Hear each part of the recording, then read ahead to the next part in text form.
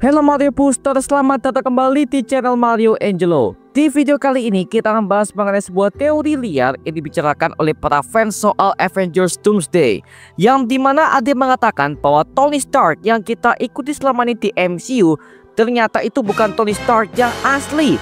Hah? Gimana nih? Waduh, kok bisa ya? Yuk kita bahas semuanya di video kali ini. So Mario Booster, let's break down this video.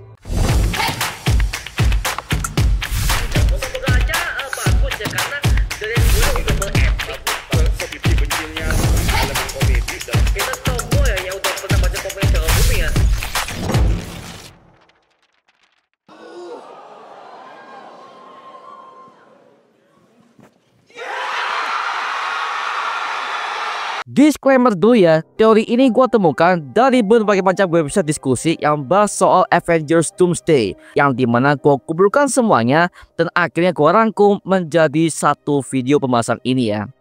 Avengers Doomsday merupakan sebuah project kelima Avengers yang sangat ditunggu oleh para fans, apalagi RDJ akhirnya kembali sebagai villain, yaitu Dr. Doom alias Victor Von Doom dengan ancaman sekelas multiverse. Nah, di sini mungkin dari kalian ada yang bertanya, kenapa Robert Downey Jr. sampai-sampai kembali ke MCU mengambil peran sebagai Dr. Doom?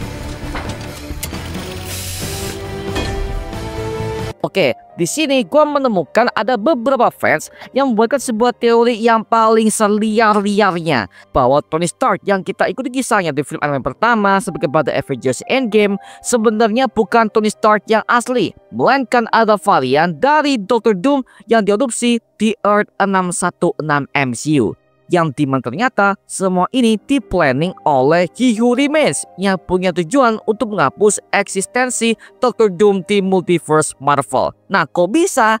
Nah, perlu kalian ketahui ya, bahwa ternyata sebelum RDJ bergabung kepada MCU, dia awalnya melakukan audisi untuk berperan sebagai Dr. Doom di film Fantastic Four tahun 2005 garapan Marvel Fox, yang dimana hal ini akhirnya di-reveal oleh Jon Favreau selaku sutradara bagi film Iron Man pertama dan juga pemeran Happy Hogan di MCU ketika dia melakukan sebuah podcast bersama dengan Kevin Feige. Tell me your memories of where that idea came from, because there were some other people. There were, and I've talked about it. I remember that Robert had come in for a general on it, and I remember you had all met with him already for like Doctor Doom or something on another project. I think on I think he had come through on a maybe Fantastic Four. Right. So everybody sort of knew who he was, and I remember sitting down with the guy. Dan juga pihak Marvel Studios itu sangat peduli kepada sebuah teori para fansnya yang disebut sebagai teori meta. Mengingat dari awal MCU Infinity Saga, mereka suka memperhatikan para fans ini untuk menjadikan sebuah teori mereka menjadi kenyataan sebagai bentuk fans service. Contohnya adalah John Krasinski, yang dimana dia awalnya di fancast oleh para fans berperan sebagai Reed Richards alias Mr. Fantastic, dan akhirnya Marvel Studios mengabulkannya di Doctor Strange in the Multiverse of Madness sebagai variannya.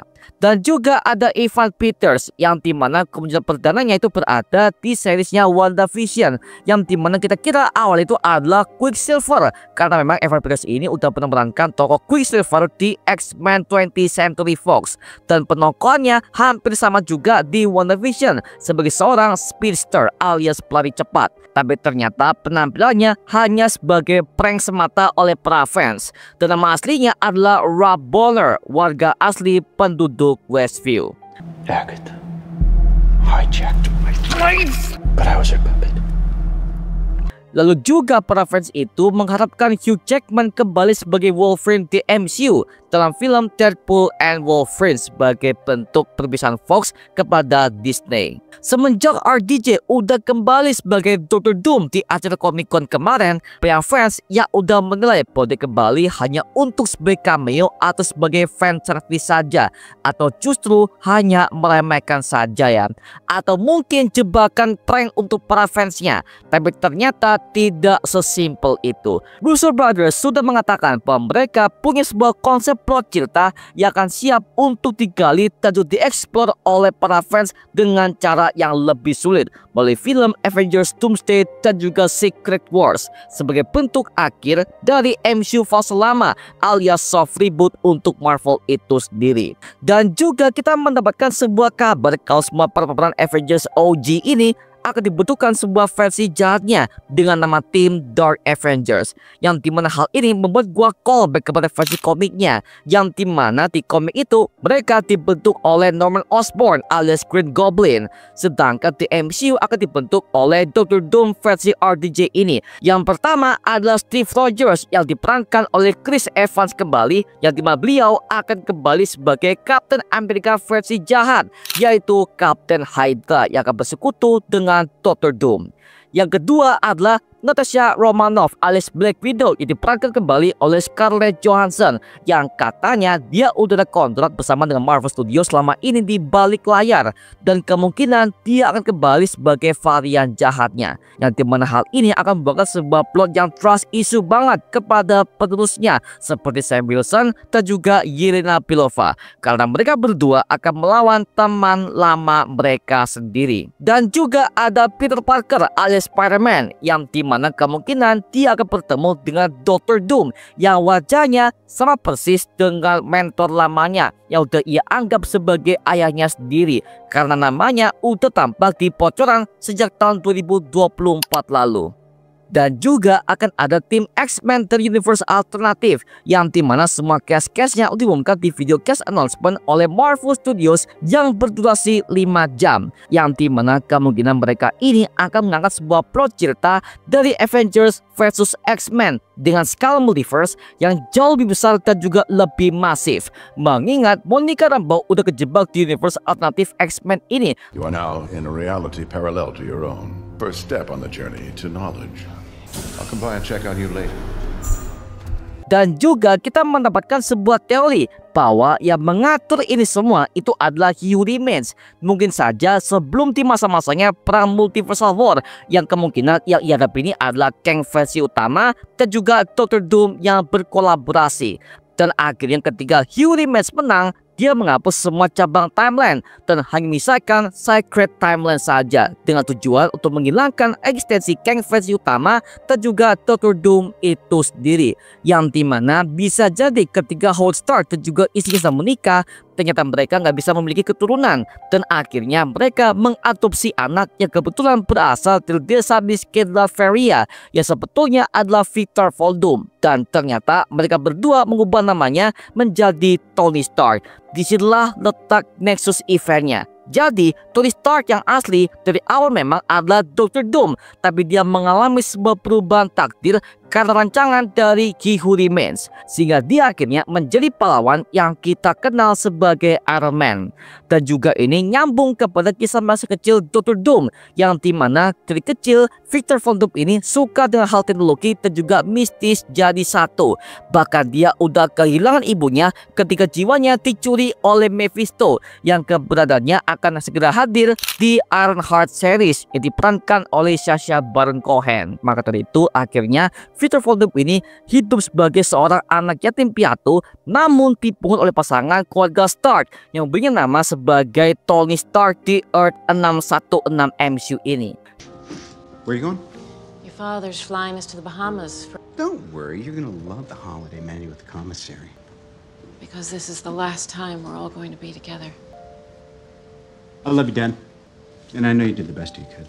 He Who Remains bahkan udah mengancam Loki tentang hal ini di season keduanya, bahwa jika dia akan merubah skemanya, maka perang Multiversal War akan terjadi dan akan ada banyaknya kematian yang begitu mengerikan dari semua timeline. Makanya coba kalian perhatikan sekarang, semenjak dia udah tewas dibunuh oleh Sylvie, dan juga perubahan skema Loki sebagai God of Stories, yang dimana semua problem multiverse sudah ada dengan munculnya berbagai macam varian, tabrakan multiverse, incursion, dan masih banyak lagi cuy. Maka tadi itu ini sebuah titik kunci Dr. Doom bisa hadir kembali ke multiverse Marvel untuk menjadi sang penguasa dari multiverse itu sendiri dalam sejarah Marvel, seperti pada komik Secret Wars tahun 2015.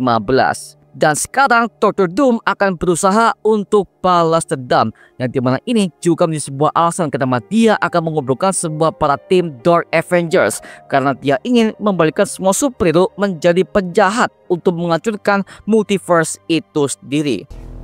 I'll change the equation. But the loom prevents a brutal war. At the end of time, I made the tough choices. That's why I get the big chair. I'll find another way. Oke, sekarang gue punya sebuah pertanyaan. Bagaimana kalau sebenarnya Kevin Feige ini menceritakan kalau dulunya adalah sebuah satu universe Marvel yang lengkap dengan semua berbagai macam tokoh-tokohnya, yang dimana ada Inhumans, X-Men, Blade, Fantastic Four, Ghost Rider, dan juga Spider-Man memang eksis bareng dengan Iron Man dan juga Avengers nih. Tapi kemudian tiba-tiba ada satu villain, yaitu Dr. Doom, yang menghapus semua keberadaan mereka dari timeline. Dan dia akhirnya menciptakan dunia baru yang dimana X-Men, Spider-Man, Fantastic Four, dan juga Hulk, serta Ghost Rider, serta berbagai macam tokoh-tokoh Marvel yang lainnya ini gak pernah ada. Yang kemudian bentuk konklusinya akan hadir di Avengers Secret Wars, yang dimana ini adalah momen penyatuan semua franchise Marvel menjadi satu kesatuan sebagai era akhir bagi Marvel lama.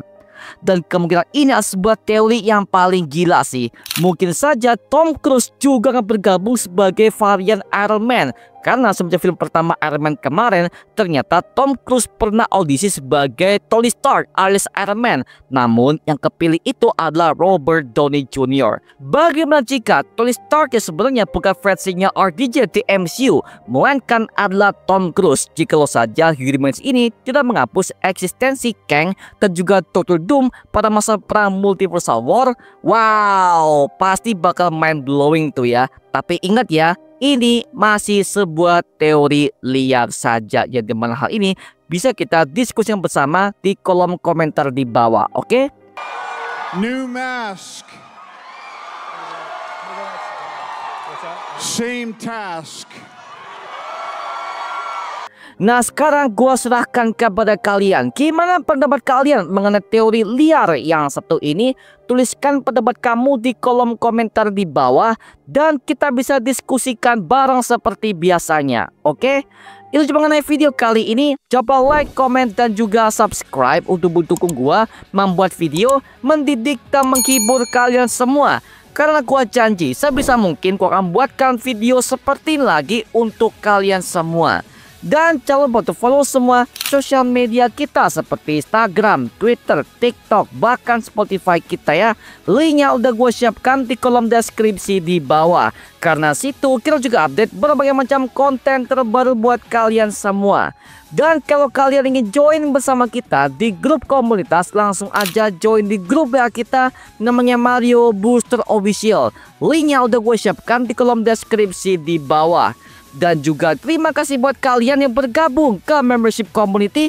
Nama gua Mario Angelo dan sampai ketemu di video berikutnya. Adios dan thank you semuanya.